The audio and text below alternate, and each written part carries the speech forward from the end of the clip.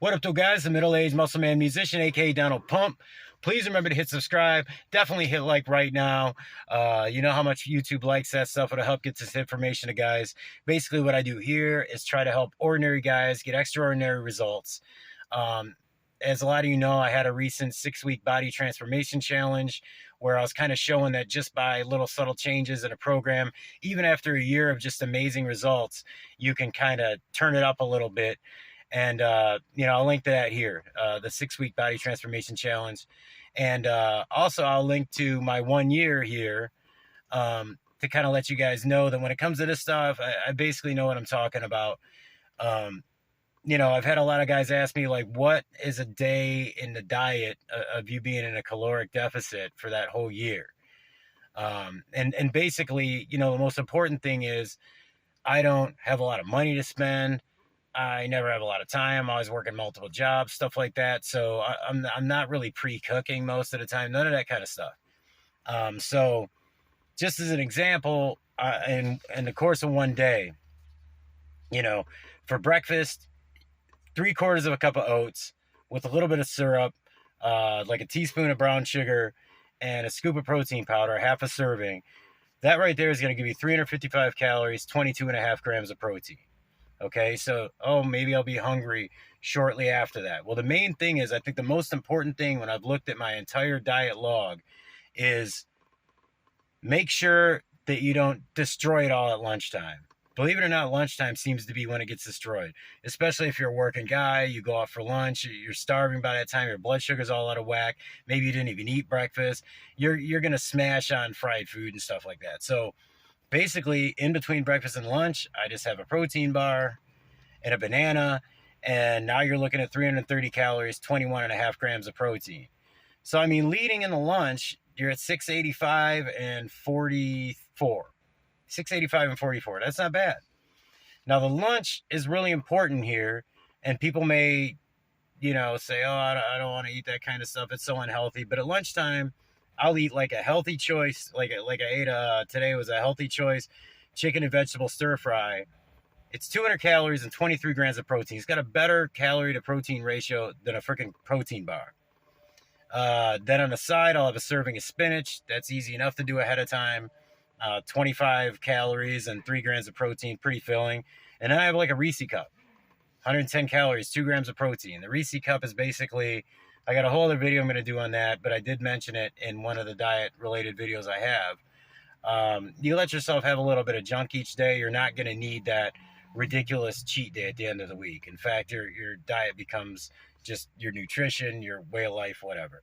So, right there at lunch, I got 335 calories, 28 grams of protein. Those frozen things are great. All you got to do is, you just got to look at the back of it. They can vary a lot, but there's a ton of them that are, only 180 calories, 20 grams of protein, or, even 340 calories and 22 grams of protein. It's great. But you'll see that give or take, I could even go with one that's a little bit more junky and still be in a deficit. Then between that and dinner, I'll have a yogurt, which I get those light and fit ones that are 80 calories, 12 grams of protein. And then for dinner, now I have to eat gluten-free. But what I noticed from going gluten-free is, it's kind of obvious, but bread just destroys your caloric deficit. There's so many calories in bread, and gluten-free bread is more calorie-dense. Now, obviously you could do one of these burgers or even both of them with a bun, but I do it without a bun. I seriously go with 2 turkey Bubba burgers, and then I do like low-calorie cheese on it, which doesn't make that much of a difference. I actually split the slice of cheese up between the two of them, but I spice the damn thing right and everything. And then I'm doing barbecue sauce on it, which is the sugar-free barbecue sauce. Anyways, 2 of those with the cheese, with the barbecue sauce, and you're looking at 480 calories and 50 grams of protein. So all that stuff I just gave you is 620 calories and 141 grams of protein.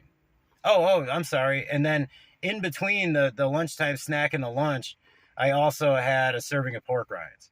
Now, this is a funny thing. Pork rinds, I know there's a lot of sodium in them. I have to watch my sodium. But as you can see through most of the stuff I'm eating throughout the day, it doesn't have a whole lot of sodium to tip that scale.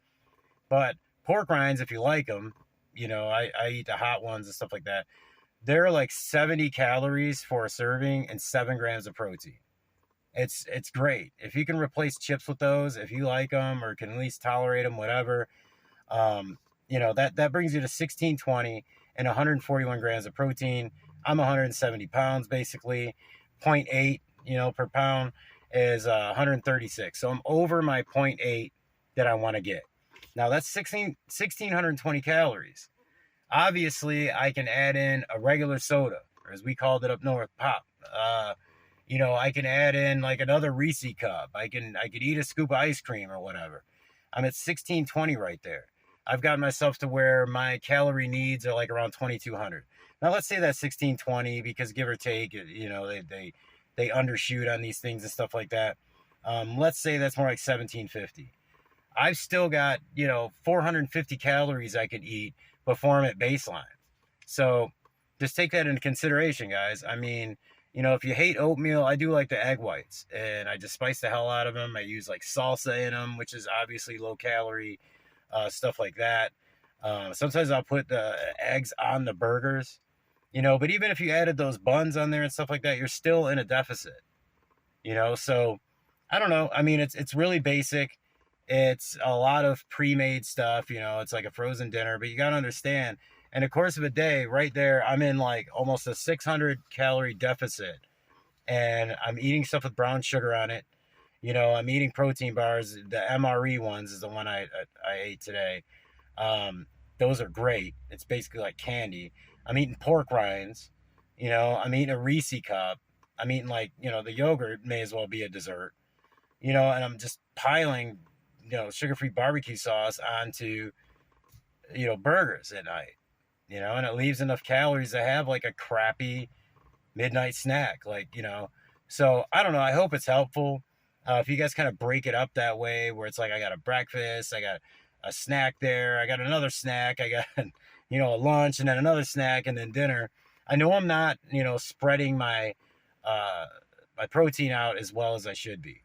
You know, breakfast I'm at 22.5 grams. My snack I'm at 21.5. I'm kind of consistent here.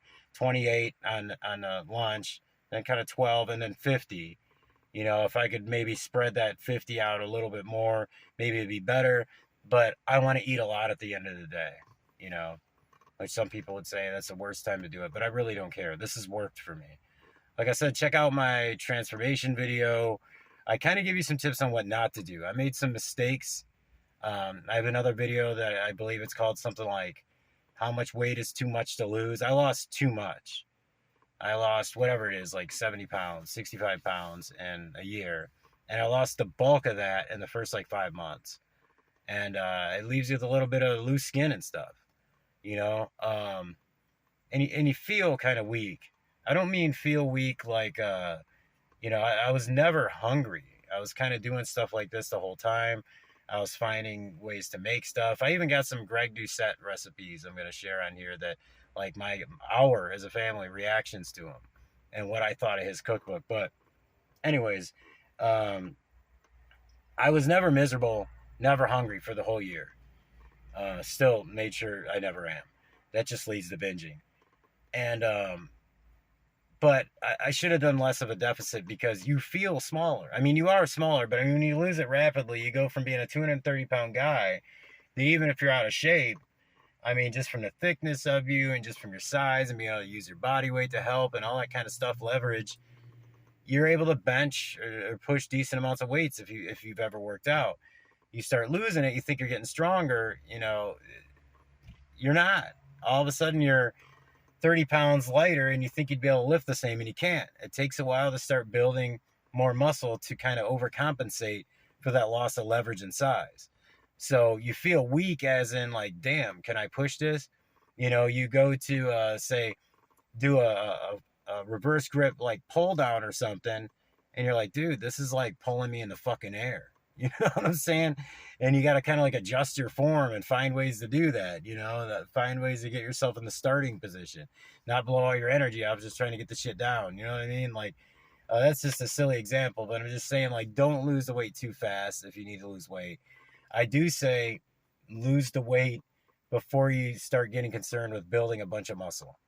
I mean, yeah, you could build a ton of muscle, obviously, but you're gonna look like crap, and you're gonna get frustrated. Like, yeah, I'm big, I'm strong, but why don't I look good with my shirt off? Well, there you go. You never got rid of the fat, man. Um, but there is a balance. There's a way to do it, and I kind of have some videos explaining how I did it. I know a lot of you guys know how. It's just like, that's how we fill in the blanks here. Like, you may know some stuff, I know some stuff. We mix it all together. You got any diet ideas? Go ahead and drop them down here. I will say that I take in a lot of caffeine. Not as much now as I did then, because I have a little bit of atherosclerosis and high blood pressure no matter what I do. So I'm having to kind of taper that down over time. But obviously that helps to curb appetite. And I was drinking a lot of water then too. Obviously that feels heavy, stuff like that. I mean, I've incorporated more fruit and vegetables here and there too, though. So, you don't need quite as much water. I'm almost never dehydrated. So, anyways, hopefully this is helpful, guys. Like I said, give it a thumbs up. Check out some of the other videos. Obviously, I got Tonga Ali videos. I got Turkesterone videos. Stacking Tonga with Fedoja. Back training, stuff like that. So, nothing else to say. On that note, I say peace.